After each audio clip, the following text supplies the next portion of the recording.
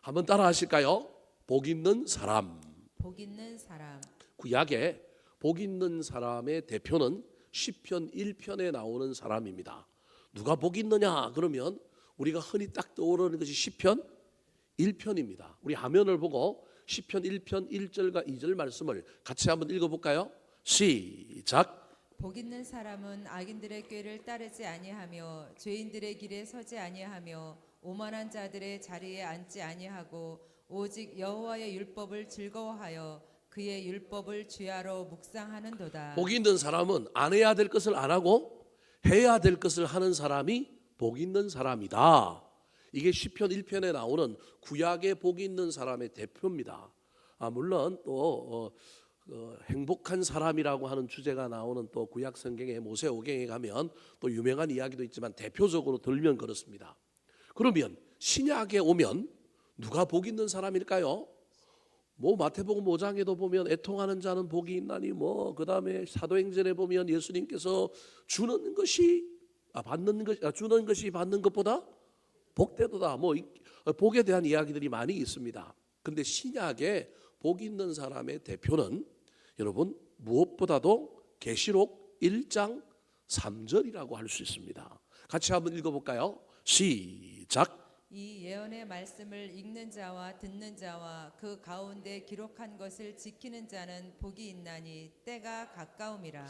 자, 구약은 시편, 신약은 요한계시록 1장 3절이 복 있는 사람의 대표라고 한다면 둘 다 공통점인데 그 공통점이 뭐냐 하면 둘 다 말씀이 그 안에 있는 것을 여러분 기억하셔야 합니다.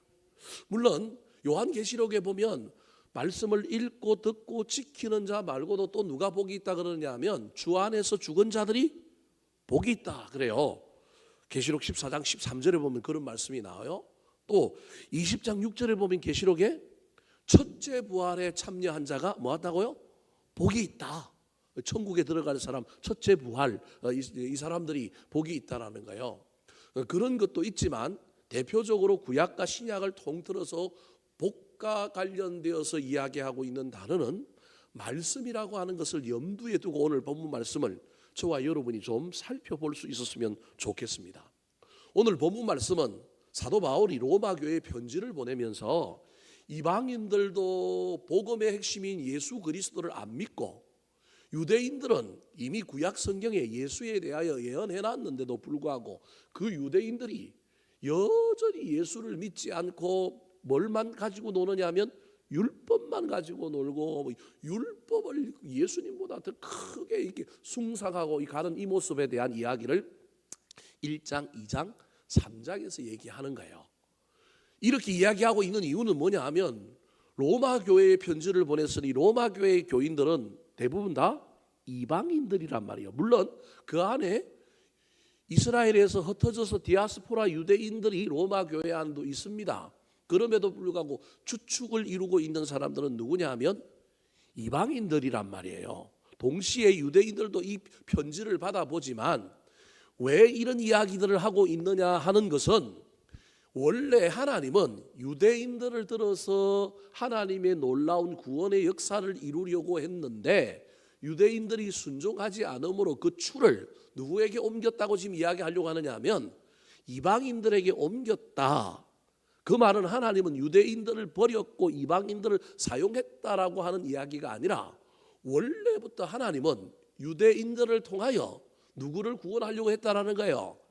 이방인들을 구원하려고 했다. 하나님은 한 민족 한 사람만 좋아하시는 분이 아니라 하나님은 온 인류를 사랑하시고 온 인류를 구원하고자 하는 열망을 언제부터 가지고 있었느냐 하면 태초부터 가지고 있었다라는 거예요. 근데 유대인들은 오해하여 우리만 하나님께 택함을 받은 백성, 우리만 성민, 우리만 구원받고 다른 사람들은 다 지옥의 뗄나무, 뗄감들이다라고 생각했고 그러면서 자신들은 믿음이 있노라고 구원받았다고 얘기하는데 예수님도 그랬을 뿐만 아니라 사도 바울이 보기에는 구원 못 받은 사람들이 부지기수인 거예요.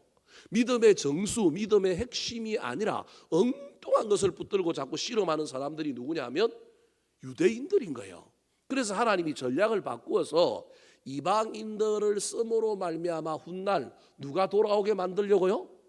유대인들도 돌아오게 만들려고 하는 하나님의 놀라운 계획 속에 로마에 있는 교인들에게 편지를 쓰면서 이방인들에게 어떻게 구원이 이루어졌는지, 그리고 그 구원이 얼마나 너희들에게 귀한 것인지, 너희들이 그 구원 받았다고 유대인들을 폄하하거나 무시하면 안 되고, 이제는 거꾸로 하나님이 이방인을 통하여 누구까지 구원하고 싶어 한다고요?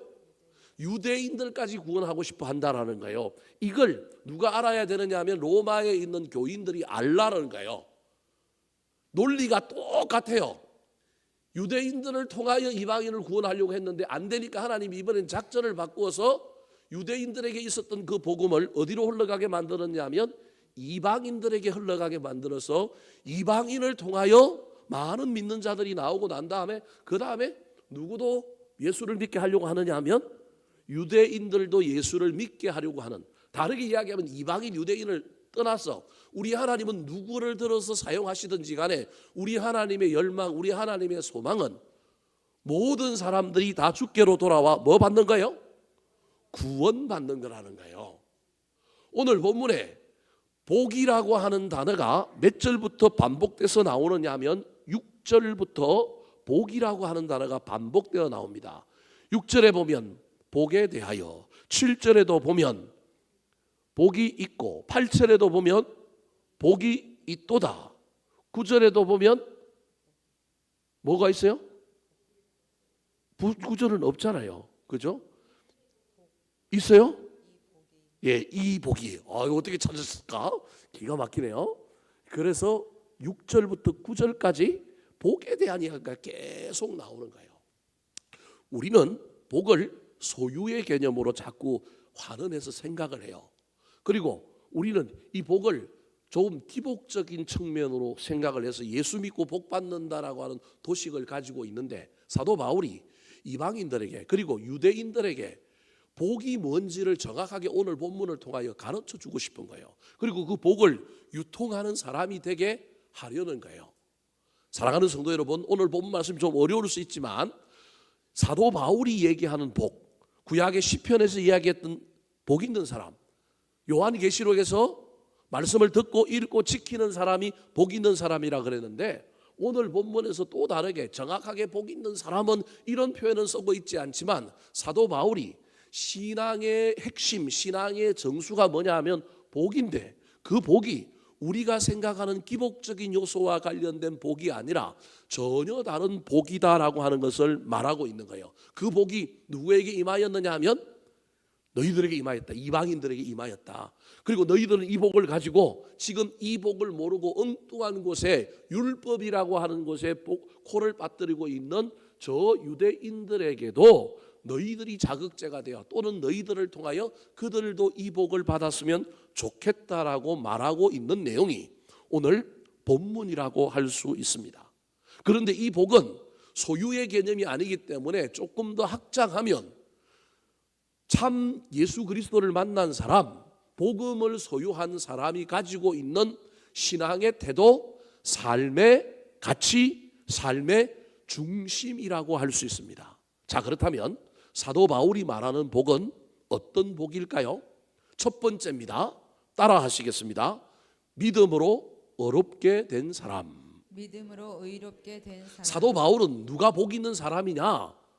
시편에서는 복 있는 사람은 여러분 시냇가에 심겨진 나무라는 거예요. 하나님의 말씀을 묵상하는 사람이라는 거예요. 요한계시록에는 말씀을 듣고 읽고 지키는 사람인데, 이게 전혀 매치가 안 되는 이야기인 것 같지만 사도 바울은 그 연장선상에서 오늘 본문에서 뭐라고 얘기하고 있냐면, 복 있는 사람이 어떤 사람이냐 하면 믿음으로 의롭게 된 사람이라는 거예요.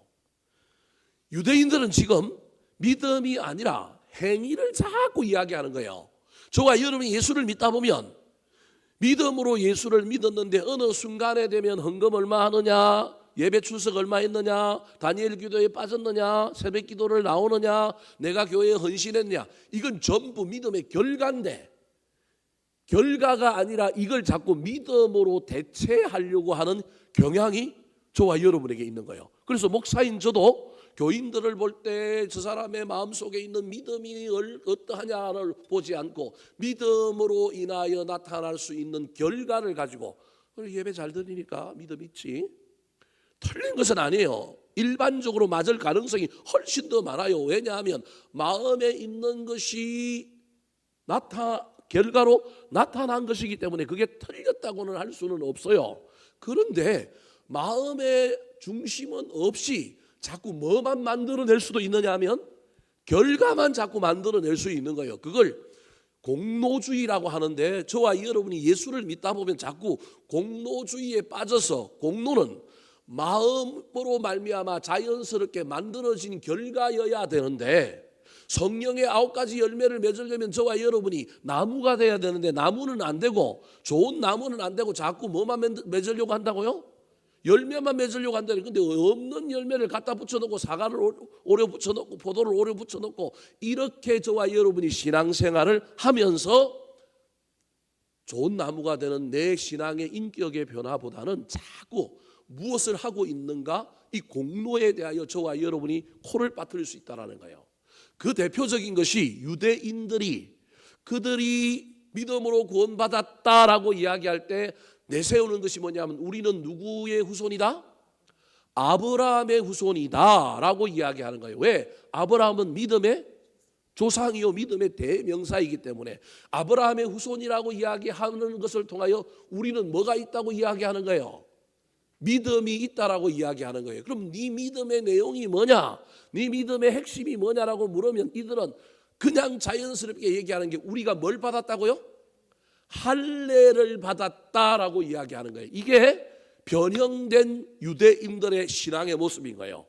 그 마음에 하나님이 있느냐, 하나님이 사랑하는 것이 있느냐, 겉으로 드러난 율법 이전에 율법을 왜 지키느냐 하면 하나님이 지키라고 했으니 하나님 사랑하는 마음으로 지켜서 율법이 우리의 삶에서 온전히 나타나고 이루어져야 되는데 내가 예수 믿는다는 걸 증명하기 위한 것이냐, 하나님 사랑하는 건 뒷전이고 우리 주님이 좋아하시는 건 뒷전이고 내가 사람들에게 예수 믿는다고 내가 의롭다고 내가 아브라함 자손이라고 하는 것을 주장하기 위하여 율법을 자꾸 지키고 그 율법을 또 쪼개고 또 막 다르게 만들고 그래서 막 자랑하고 막 이렇게 사는 거예요. 그 중에 대표적인 것이 뭐만 받으면 구원받는다고 심지어 생각하느냐 하면 할례 받으면 나는 뭘 받았다고요?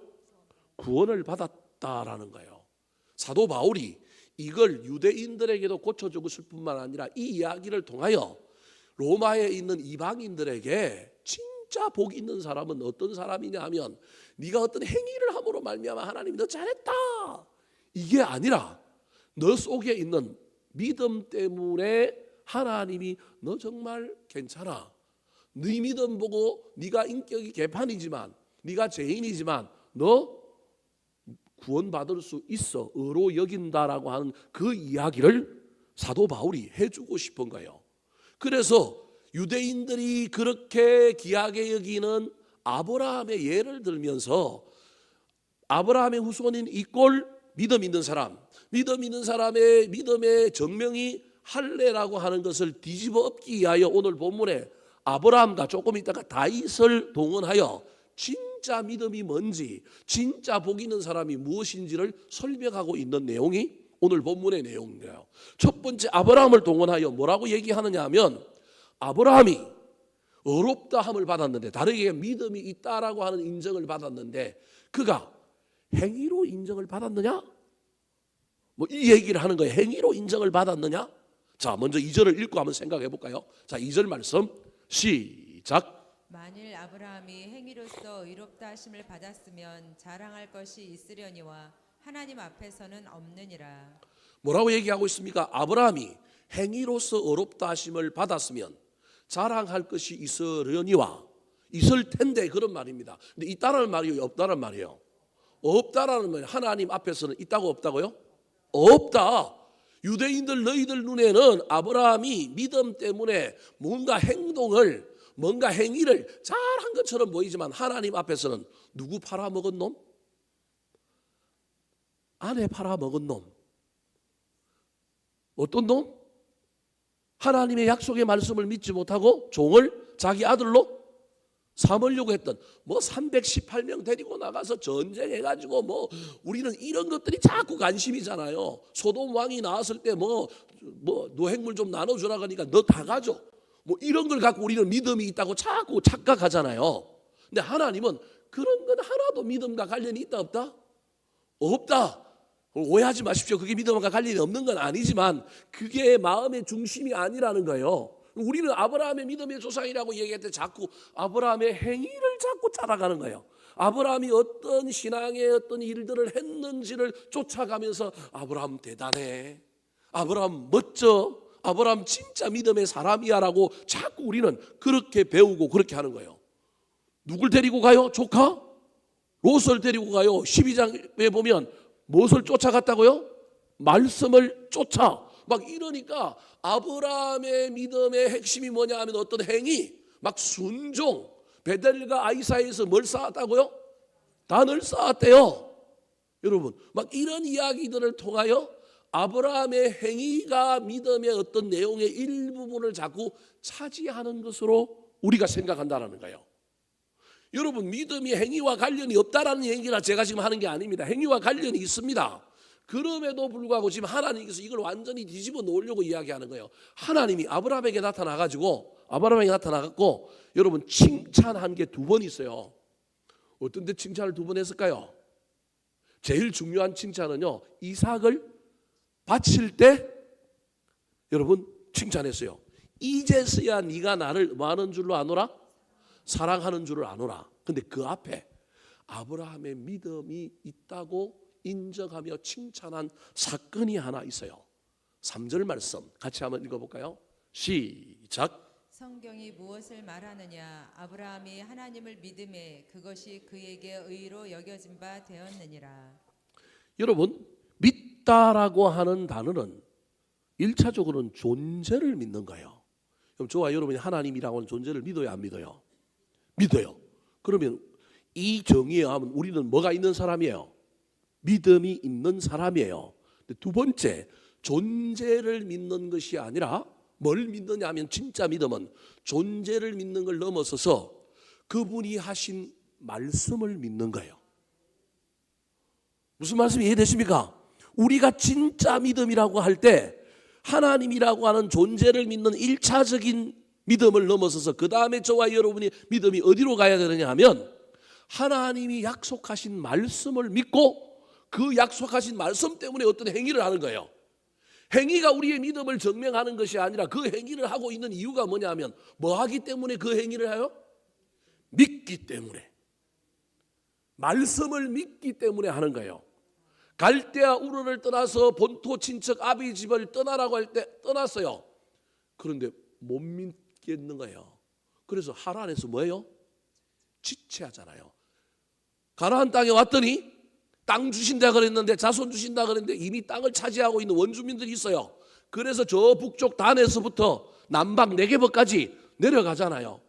내려가는 거예요. 그러면 그 말을 믿으면 그 길 안 내려가고 거기 있어야 되는데 땅 밟기를 하고 땅 찾기를 하다가 땅이 없어. 가나안 땅에 이미 사람들이 다 살고 있더라. 이게 창세기 12장 6절의 말씀이에요. 얼마나 절망했겠어요. 그때 뭐가 와요? 기근이 딱 오니까 어디로 내려가 버려요? 애굽으로 내려가 버렸잖아요. 말을 믿었으면 내려가면 돼요, 안 돼요? 안 돼요. 말을 못 믿은 거예요. 존재는 믿는데, 여러분 잘 들으십시오. 저와 여러분 예수를 믿으면서 하나님이라고 존재는, 이 수요일날 예배 나온 사람, 주일날 나온 사람, 존재를 못 믿는 사람도 간혹 있을 수 있지만, 수요일 금요일에 나온 사람들은 하나님이라고 하는 어떤 분인지에 대한 존재는 우리가 믿어요. 하나님 살아계신다, 하나님 주인이다 믿어요. 그런데 우리의 믿음이 그 다음 단계로 나아가야 되는데 어디로 나아가야 되느냐 하면, 하나님이 내 인생 가운데 오셔서 무슨 말씀을 하시든지 뭘 믿어야 되느냐 하면 나에게 하신 말씀을 뭐 해야 돼요? 믿어야 되는 거예요. 하나님은 아브라함을 향하여 이게 믿음이다라고 얘기하는 거예요. 그러니까 말씀을 믿는 것에 대하여 믿음이라고 얘기하는 거예요. 그런데 우리는 자꾸 무엇을 이야기하냐면 말씀을 믿는 것이니까 이 지적인 것을 사용하여 성경을 아는 것을 우리는 믿음이라고 자꾸 이해하는데, 그게 아니라 안다라는 것은 믿고 뭐 하는 거예요? 행하는 거예요. 안다라는 것은 머리로만 아는 존재를 아는 걸 넘어서서 우리가 안다라고 할 때, 특별히 말씀을 안다고 할 때 나한테 하신 그 말씀에 대한 확신을 가지고 믿음을 가지고 살아가는 거예요. 그래서 아까 3절 말씀을 한번 보여주시겠어요?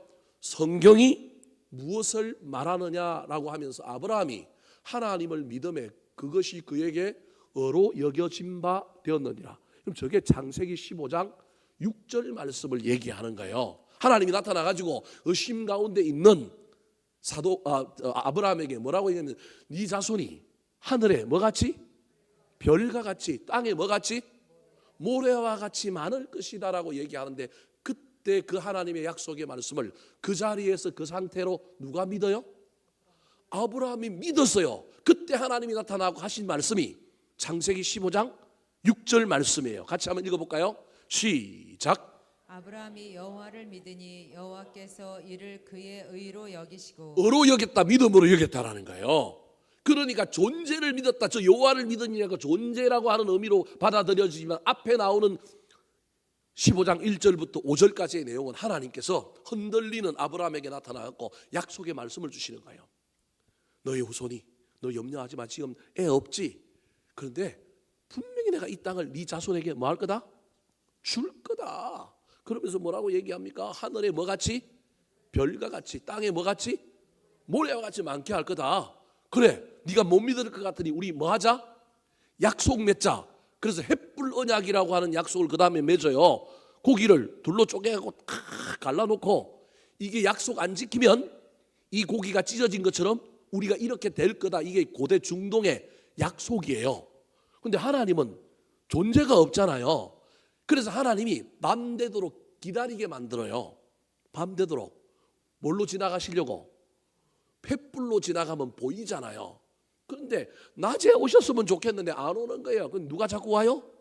솔개가 와가지고 자꾸 그 갈라놓은 짐승을 먹으려고 그러는 거예요. 아브라함이 그 쫓아내는 거예요. 솔개가 의심이라니까요.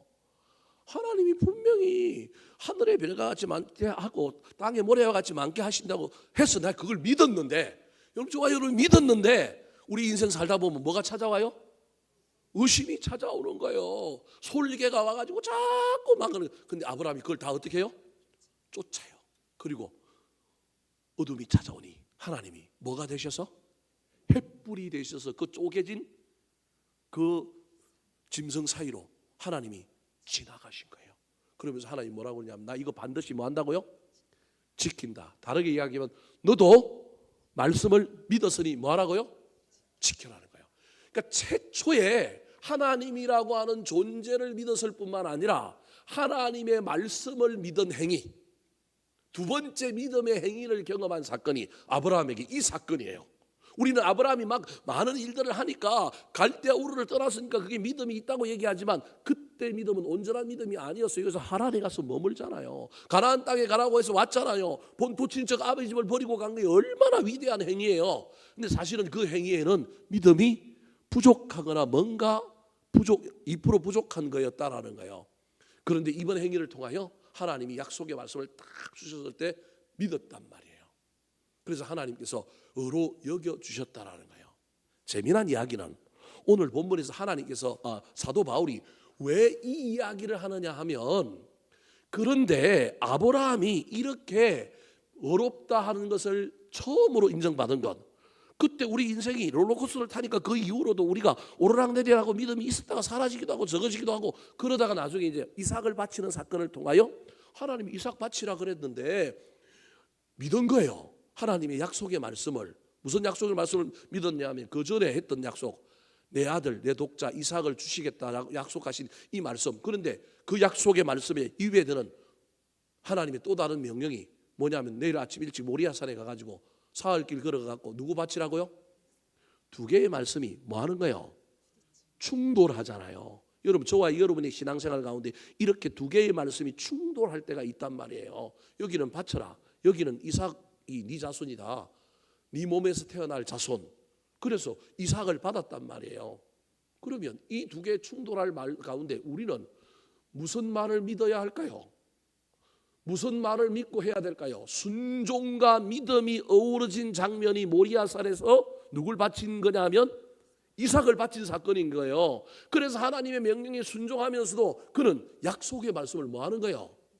믿었다니까요. 이게 믿었다니까. 이게 믿음이라니까요. 그래서 종들에게 데리고 갔던 종들이 힘이 세니까 주인이 금지오빅에 이삭을 죽이면 말려야 되잖아요. 말리지 못하게 하려고 그 중턱에 있으라 그러면서 내가 뭐라고요? 나중에 아들과 함께 다시 올 거라고 얘기하잖아요. 그냥 립서비스한 것 같지만 아브라함은 뭐 한 거예요? 약속의 말씀, 그 전에 먼 훗날에 했던 약속의 말씀을 아직도 뭐 하고 있는 거예요? 믿고 있는 거예요. 그래서 하나님께서 이제야 네가 나를 뭐 하는 줄 아노라? 사랑하는 줄 아노라. 믿음 플러스 이제 너에게 순종 플러스 뭐까지 있다? 사랑까지 있다. 이게 믿음의 완성에 대한 이야기를 하고 있는 거예요. 어려울 거예요. 여러분 잘 기억하셔요. 저와 여러분 하나님이라고 하는 존재를 믿어요. 하나님 살아계시고 우리의 구원자라고 하는 걸 믿어요. 이게 구원의 출발이에요. 믿음의 시작이에요. 그런데 진짜 믿음은요, 시시때마다 또는 어떤 인생의 중대한 고비마다 하나님께서 나에게 오셔서 하신 뭘 믿는 거라고요? 말씀을 믿는 게 믿음이에요. 말씀을 믿기 때문에 그 말씀 믿고 행동하는 거예요. 그때 행위가 나온 거지 행위를 한다고 믿음이 생긴 게 아니고 말씀을 믿기 때문에 어떤 행위를 하는 거예요. 그래서 그 행위가 나타난 것일 뿐이에요. 근데 우리는 행위를 보고 행위를 하면 뭐가 있을 거라고요? 믿음이 있을 거라고요. 착각입니다. 행위를 하면 믿음이 있는 게 아니라 뭘 믿어야 된다고요? 말씀을 믿어야 그 말씀을 붙들고 실험해야 거기에 걸맞는 뭐가 나타난다고요? 행위가 나타나는 거예요. 이게 아브라함의 믿음이라는 거예요. 근데 지금 유대인들은 그게 아니에요. 믿음은 없어요. 말씀에 대한 믿음은 없고요. 전부 뭐만 있느냐 하면요, 행위만 있는 거예요. 그 행위의 대표가 뭐예요? 할례인 거예요. 그 할례를 자랑하는 사람들이 행하여 뭐라고 얘기했을까요? 자, 9절 10절 말씀 시작. 그런즉 이 복이 할례자에게냐 혹은 무할례자에게도냐 무릇 우리가 말하기를 아브라함에게는 그 믿음이 의로 여겨졌다 하노라. 그런즉 그것이 어떻게 여겨졌느냐 할례시냐 무할례시냐 할례시가 아니요 무할례시니라. 이 복이 믿음으로 어렵다 함을 받은 이게 복이라는 거예요. 이 복이 여러분 믿음으로 어렵다 함을 받는 것이 뭐라고요? 복이라니까요. 야, 내 말을 믿는구나. 내 존재를 넘어서서 내 말을 믿는구나. 그 말이 이루어질 것을 믿고 어떤 행동을 하고 있구나. 야, 너 진짜 복 있는 사람이다. 하나님께서 우리에게 그렇게 얘기한다고 지금 사도 바울이 이야기하고 있는 거예요. 그러면서 뭐라고 얘기했냐면, 야, 유대인들아, 너희들은 자꾸 행위, 할례를 이야기하는데 사도 바울이 하나님께 어렵다함을 받은 게 할례 받고 어렵다함을 받았느냐? 할례 받기 전에 그랬느냐? 99세에 아브라함이 뭘 받아요? 할례를 받는다니까요. 99세에. 무슨 말씀이 이해되십니까? 99세에 할례를 받아요. 이삭 낳기 1년 전에 할례를 받는다니까요. 그러면 지금 저 창세기 15장 6절에 하나님이 아브라함을 믿음으로 어로 여겨 주셨던 데는 할례를 받았다는 거예요? 안 받았다는 거예요? 안 받았다라는 거예요. 할례가 믿음을 좌지우지하는 게 아니다라고 하는 것을 알려주는 거예요. 중요한 건 너의 삶에 하나님의 말씀이 너를 통치하느냐, 하나님의 말씀이 너에게 있느냐, 그리고 너는 그 말씀을 어떻게 받아들이느냐, 이게 믿음의 핵심이라는 거예요. 말씀을 믿는 것, 존재를 믿는 걸 넘어서서 말씀을 믿는 것, 말씀을 믿는 것은 아는 것이 아니라 믿기에 따라가는 거예요. 믿기에 사는 거예요. 믿기에 위험을 감수하는 거예요. 믿기에 도전하는 거예요. 그게 아브라함이에요. 믿었기 때문에 이삭이 약속의 유업을 이은 자라고 하는 하나님의 약속의 말씀이 있기에 그 말씀을 믿었기에 바치라 그래도 뭐 한 거예요? 바친 거예요. 순종한 거예요. 순종한 거예요. 하나님의 뭘 믿으니까? 말씀을 믿으니까. 말씀을 믿으니까. 이게 믿음이다. 그래서 여러분 구약에 나오는 시편의 말씀이든 요한계시록에 나오는 말씀이든 오늘 본문에 나온 말씀이든 똑같이 복 있는 사람은 여러분 말씀 붙들고 사는 믿음의 사람이라고 하는 사실을 기억하셨으면 좋겠습니다. 돈이 많은 사람, 기도가 응답되는 사람, 인생의 우환과 한란이 없는 사람도 인간적인 차원에서 보면 복 있는 사람이지만 진짜 영적인 복 있는 사람은 어떤 사람이냐 하면 말씀에 대한 믿음을 가지고 그 믿음 가지고 말씀대로 살아보려고 애를 쓰는 사람, 그 사람이 복이 있는 사람이라고 지금 사도 바울이 얘기하고 있는 거예요. 그래서 사도 바울의 복음이 정말로 성경적인 이유 중에 하나는 까 뒤집어 보면 이런 내용들이 들어있는 거예요. 복 있다, 이 복이 너에게 있다 그러면서 이 복이 뭐냐 하면 믿음으로 어렵다함을 받는 것. 사랑하는 성도 여러분, 저와 여러분의 삶에 말씀에 대한 믿음 가지고 때로는 이성이, 통계가, 세상 사람들이 때로는 내 마음에 막 솔개가 날아와 가지고 못 믿을 것 같고 믿지 못할 것 같고 두려워서 그대로 살 수 없을 것 같을지라도 한번 살아보시기 바랍니다. 그래서 정말로 그렇게 되는지 안 되는지 살펴보는 저와 여러분이 되기를 예수님의 이름으로 축원합니다. 두 번째, 사도 바울은 누가 복 있는 사람이라고 얘기할까요? 따라 하시겠습니다. 은혜로 죄가 가려진 사람. 은혜로 죄가 가려진 사람. 소유가 많은 사람, 기도가 응답된 사람, 형통한 사람이 아니라 뭐라고 얘기하냐면 은혜로 죄가 가려진 사람이라는 거예요. 재미가 없죠, 여러분이? 설교가 너무 재미없을 거예요. 근데 여러분, 인물만 놓고 보십시오. 믿음으로 어렵게 된 사람이 누구예요? 아브람 나중에 부자 됐어요, 안 됐어요? 부자 됐다니까요. 그러면 좀 위로가 되죠? 꼭 형통한 거 그거 아니더라도 나중에 약속의 말씀 붙들고 믿음으로 그 말씀을 믿고 달려가다 보면 아브라함처럼 우리도 될 수 있지 않겠어요? 그거 안 돼도 하나님께서 우리에게 그게 복 있는 인생이 되게 한다는 거예요. 두 번째가 사람이 누구면 은혜로 제가 뭐한 사람이라고요? 가려진 사람. 이 사람 누구를 얘기하는 거예요?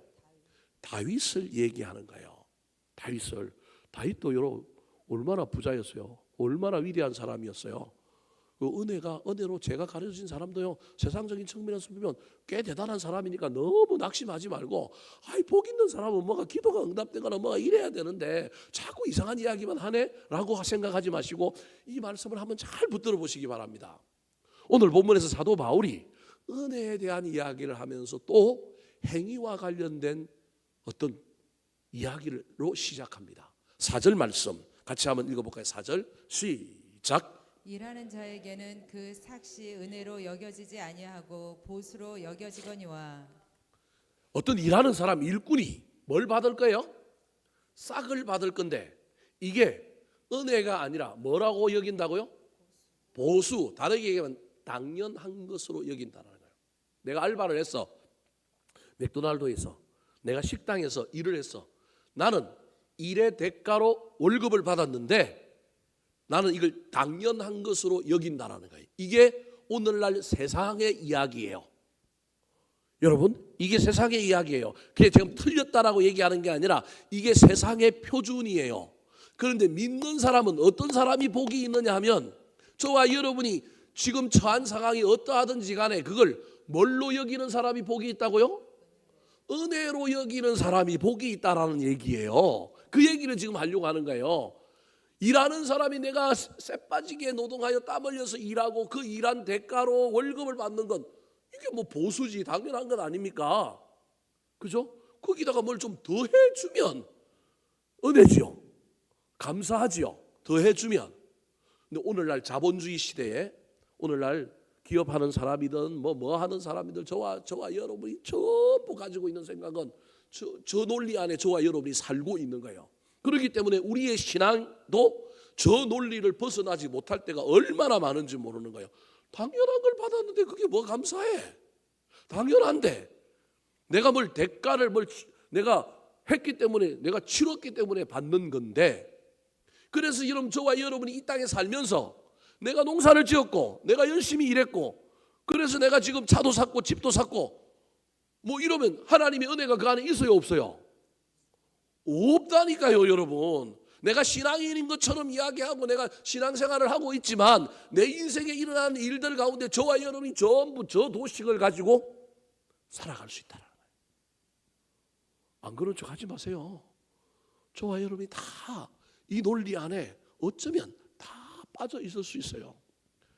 내가 쇠빠지게 일했는데, 내가 수고했는데, 아니 내가 교회 열심히 다녀갖고 내가 인정받으니 목사가 되고 장로가 되고 권사가 되고 안수집사가 됐지. 그게 하나님의 말로는 뭐 할 수 있어요? 은혜라고 할 수 있지만 속 마음은 이거 누가 딴 거예요? 내가 딴 거야. 내가 한 거예요. 여러분, 이 논리가 유대인들에게 있었던, 특별히 그 시대에 바리새인들에게 있었던 신앙의 논리라는 거예요. 이 논리를 가지고 있으면 된다, 안 된다? 안 된다. 그래서 진짜 신앙이 있는 사람은요, 말씀을 붙들고 말씀을 믿는 믿음이 있는 사람이, 복 있는 사람이요, 뭘 잃어버리지 않는 사람이냐면 은혜를 잃어버린. 내 삶에 당연한 건 하나도 있다 없다? 없다. 우리가 찬양은 그렇게 하는데 실제 삶의 현장에 들어가면 이게 나오기가 쉽지 않다니까요. 내가 쎄 빠지게 일했고 내가 열심히 일했는데 이거 당연하지. 그래서 저와 여러분 조금 못 미치거나 조금 부족하면 입이 대빨 나오고 뭐가 되는 거예요? 원망과 불평이 나오는 거예요. 근데 이 모든 도식을 깨어버리는 경험을 한 사람이 있는데 그게 누구라고요? 다윗인 거예요. 다윗. 무슨 말이냐? 다윗이 여러분 자기가 하나님을 믿지 않았는데도 불구하고 하나님이라고는 존재는 믿었어요. 존재는 믿었는데 바세바를 범하고 예배도 드리고, 그죠? 나라도 안 되는 게 아니라 바세바를 범했음에도 불구하고 전쟁에 나갔더니 뭐 했어요? 이겼어요. 나라는 더 강대해졌어요. 그런데 여러분, 다윗이 나단 선지자를 통하여 깨닫고 난 다음에 이게 누구의 은혜였다고요? 하나님의 은혜였구나. 벌을 받았어야 되는데, 판판이 전쟁에 나가서 깨졌어야 되는데, 국토가 줄었어야 되는데, 반란이 일어났어야 되는데, 이거 누가 가려줬다고요? 하나님이 가려줬구나. 여러분, 이 깨달음이 있기가 쉽지 않습니다. 위대한 신앙인은요, 이걸 발견하는 거예요. 우리는 이걸 회개라고 얘기하고 그냥 회개해야 된다고 얘기했지만요, 이게 회개라고 하는 차원으로 이해해 보지 말고 저와 여러분의 삶에 이 경험이 있을 수 있느냐. 아무리 나단이 와서 콕 찌른다고, 이영기 목사가 여러분에게 설교한다고 이게 찾아오면 얼마나 좋겠어요. 근데 그게 은혜로 느껴져야 되는 거예요. 다윗이 그게 은혜로 느껴진 거예요. 성경에 그런 표현은 없지만, 야, 내가 바세바를 범하고 남의 아내를 뺏고 그 남편을 죽였는데 나는 그러면 율법에 의하면 나는 뭘 해야 되는 사람이에요? 죽어야 되는 사람이죠. 난 큰 죄를 지었죠. 일반 평민도 그런데 내가 뭐예요? 왕이에요. 뿐만 아니라 나는 그래 놓고도 뭘 드렸어요? 예배를 뭐 됐다 잘 드리고요. 나 사람들 앞에서 뭐 한 척 했어요? 거룩한 척 했어요. 그러면 하나님이 살아계셨다고 한다면, 공의의 하나님이라고 한다면 요걸 어떻게 해야 돼요? 공평하게 해가지고 나라의 절반이 툭 뛰어서 나가든지 뭐가 어떻게 되게 만들어야 되는데, 아니 나라가 어떻게 됐어요? 강됐어요. 자기가 전쟁 안 나가도 돼요. 이제 누가 나가도 돼요? 요압이라든지 뭐 아비새라든지 이런 사람들이 다 나가서 전쟁해도 돼요. 누구 은혜예요? 하나님의 은혜죠. 그런데 이 깨달음이 없으면 하나님의 은혜가 아니고 이건 누가 잘한 거예요? 내가 진두지휘를 잘하고 내가 부하들을 잘 내리고 내가 리더십이 있어서 다 된 거예요. 근데 하나님이 나단 선지자를 통하여 깨닫게 해준 거예요. 너 죄인이었어? 너 죄가 있었어? 내가 그거 가려줬어? 여러분, 이게 은혜가 되느냐 정죄가 되느냐의 차이가 복이 있느냐 복이 없느냐의 차이를 만드는 거예요. 다윗은 이때 이걸 뭘로 받아들인 거예요? 은혜로 받아들였다니까요. 그런데 대부분 사람은 이때 이걸 은혜로 받아들이지 않고 회개는 하지만, 회개도 못하는 사람이 부지기수지만 어떤 사람은 회개는 했는데 죄책감을 안고 사는 거예요. 회개는 했는데 남의 눈 때문에 막 뭔가 좀 마음이 불편해서 사는 거예요. 근데 다윗은 이걸 그런 차원이 아니라 회개했을 뿐만 아니라 이걸 다 뭘로 받아들였다고요? 은혜로 받아들인 사람. 그러니 이 사람이 뭐가 있다고요? 복이 있다라는 거예요. 여러분, 이때 복이 우리가 그 좋아하는 그 복인 거예요. 우리는 그냥 죄가 가려지고 회개한 것이 용서되었다 정도로만 이야기하는데 그게 아니에요. 여러분, 회개해도 죄책감으로 사는 사람들이 있어서 삶의 변화가 없어요. 삶에 은혜가 없다니까요. 은혜가 없으니 뭐가 없느냐? 복도 없는 거예요. 뭘 하는데도 자꾸 미적미적거리고요, 불편하고요, 사람 눈치 보고 힘든 거예요. 회개는 했는데도, 회개도 못하는 사람이 있는데 회개했는데도 이게 그렇게 사는 사람들이 부지기수라는 거예요. 근데 오늘 본문에서 사도 바울이 뭐라고 얘기하고 있느냐면 그 얘기를 하는 거예요. 네 삶에 일어난 일들 중에 하나님이 이게 가려줬구나. 아, 이게 뭐다? 은혜구나. 그렇게 느껴질 때 그 은혜가 내 삶에 뭐도 만들어낸다고요? 복을 만들어내는 거예요.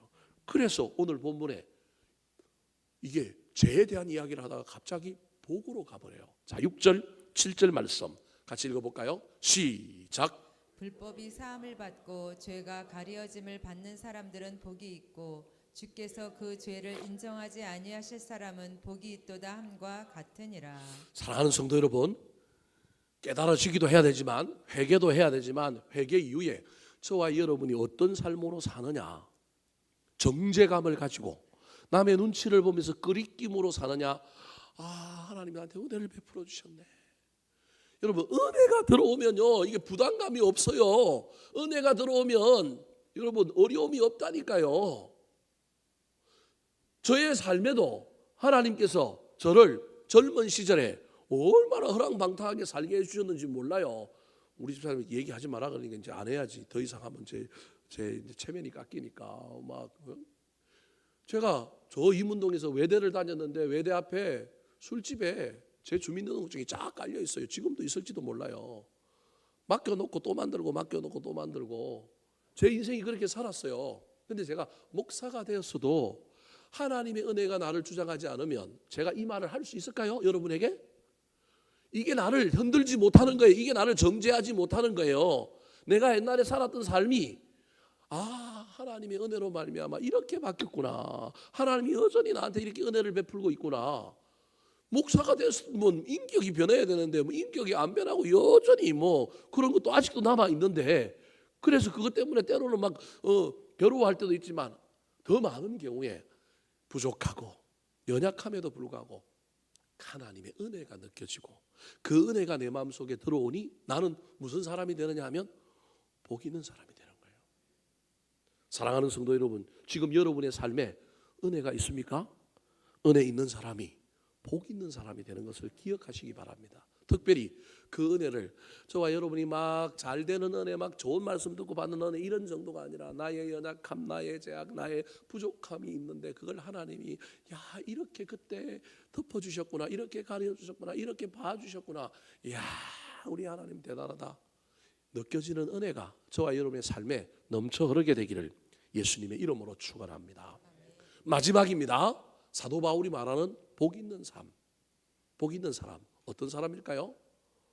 믿음으로 어렵게 된 사람인데 어떻게 어렵게 되느냐면 말씀을 믿고 그 말씀대로 살아보려고 애를 쓰는 사람이 복 있는 사람이에요. 두 번째로는요, 저와 여러분이 완벽한 사람이 아니라 죄가 있어도 부족함이 있어도 하나님께서 내가 막 완벽한 사람 되려고 하는 것이 아니라 하나님이 그걸 가려주고 덮어주고 하나님이 봐주셨다고 하는 그 놀라운 은혜 때문에 내가 회개를 넘어서서 뭘 소유한 사람이 되느냐 하면 은혜를 소유한 사람이 되면 무슨 사람이 된다고요? 복 있는 사람이 되는 거예요. 세 번째입니다. 따라하시겠습니다. 믿음의 자취가 있는 사람. 믿음의 자취가 있는 사람.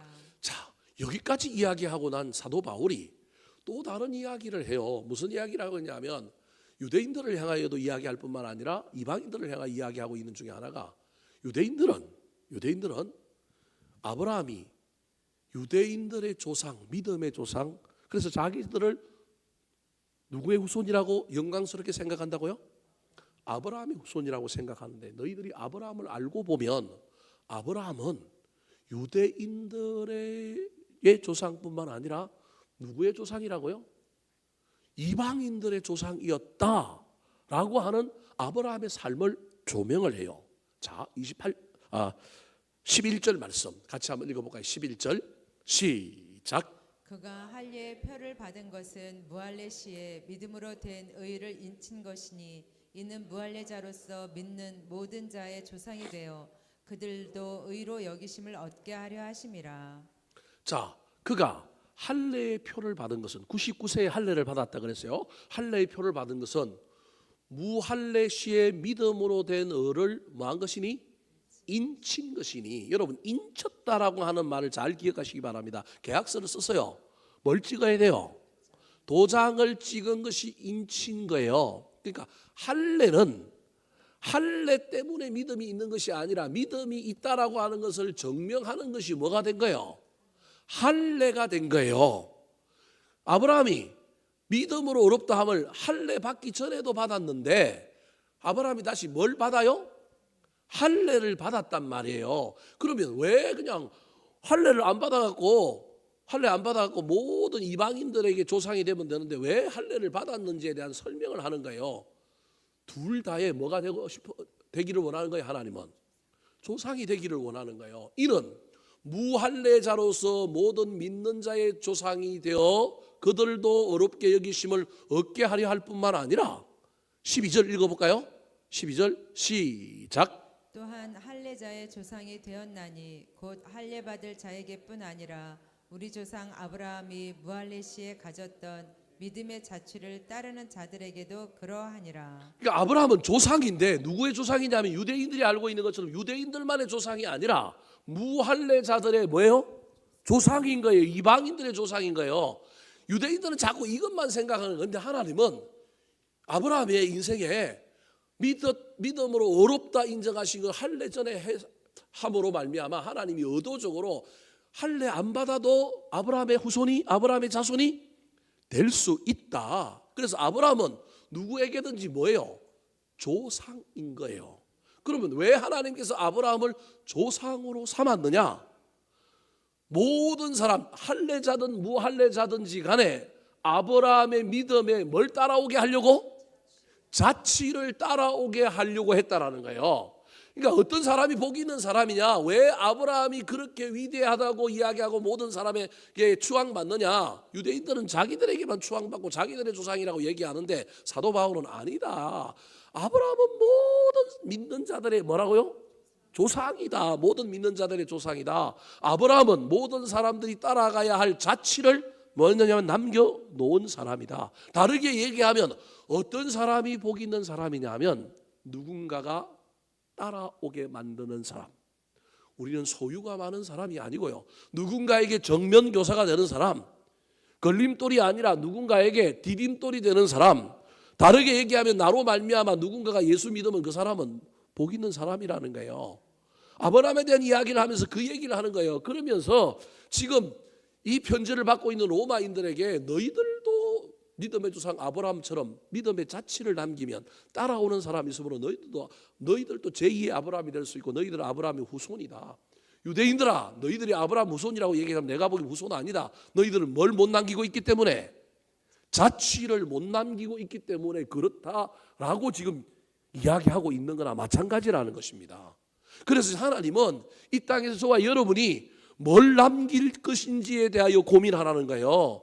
좋은 자취를 남긴 사람은 재산이 있느냐 없느냐 집이 많으냐 크냐 적으냐에 상관없이 그 사람은 어떤 사람이라고요?